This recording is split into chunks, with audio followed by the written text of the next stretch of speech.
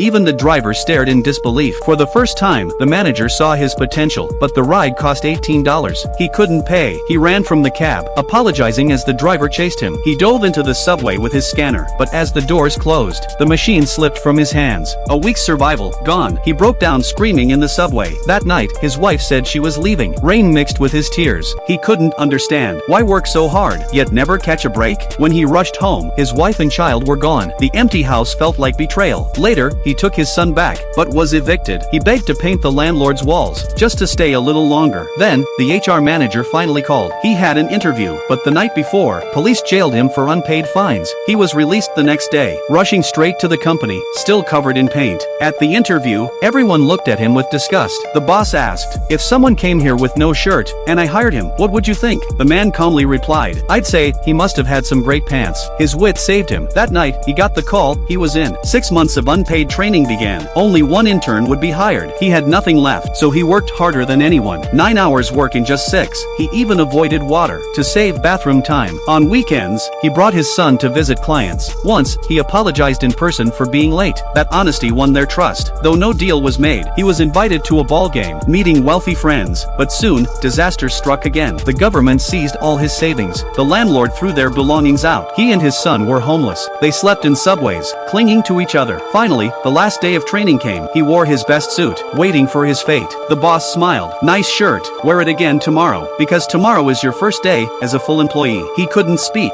He fought back tears. Walking out, he melted into the crowd, raising his arms, applauding himself. At last, the struggle was over. A new life had just begun.